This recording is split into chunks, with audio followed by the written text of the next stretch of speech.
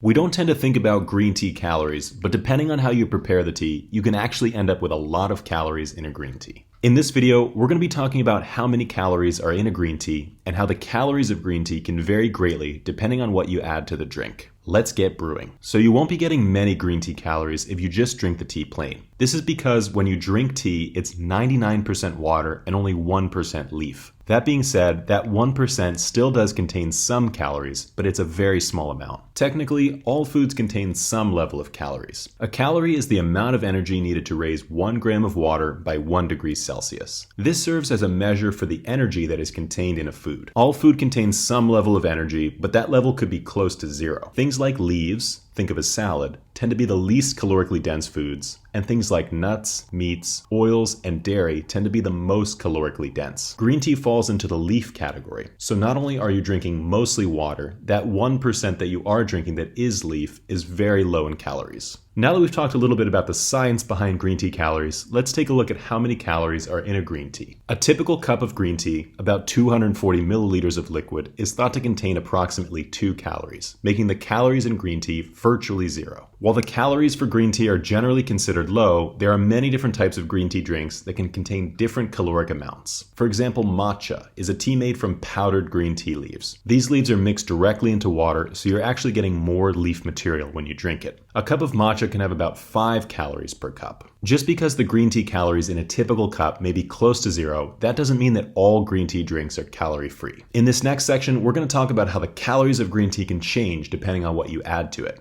First, let's talk about sweeteners. If you've been watching this channel, you'll know that we really recommend you don't sweeten your green tea. This is one of the hidden traps when it comes to managing how many calories are in a green tea. We think of honey as a healthy sweetener, but even a tablespoon of honey can add 64 calories to a green tea. This means that stirring in a spoonful of sweetener can make 32 times more green tea calories. We recommend you try using less sweetener each time you drink your green tea. Eventually, you'll be able to drink it without any sweetener at all, and you'll be able to savor the natural, subtle sweetness of the tea itself. Next, we have milk. Milk contains 146 calories per cup, so even if you add a little bit, it can drastically alter how many calories are in a green tea. This is something you'll want to avoid when you're drinking tea. In general, if you need to add milk and sugar to your green tea, you're likely not drinking the right kind. A good quality green tea will be naturally smooth and complex in flavor, and it won't contain much bitterness. Let's look at a few teas that are naturally sweet that don't require any sweetener to be added. First, we have the Saimidori Sencha. The Saimidori Sencha is a great solution to the green tea calorie dilemma. It's made from the type of tea plant, Saimidori, that has a naturally light and sweet flavor. This tea tastes like it was made with sweetener, but it contains the same 2 calories. The calories of a green tea don't vary much from type to type, but the flavor sure does. Drinking this Saimidori Sencha is a great way to enjoy a sweet cup of tea without any sugar. Next, we have the Gyokuro Cha Meijin. This Gyokuro is another naturally sweet Saimidori tea, but it's even more extreme. This tea is shaded for 3 weeks before the harvest, and during that time, all the bitterness is removed from the leaf. This tea produces a thick, sweet and savory infusion that tastes unlike anything you've ever had before. Try this tea out for yourself and see how you like it.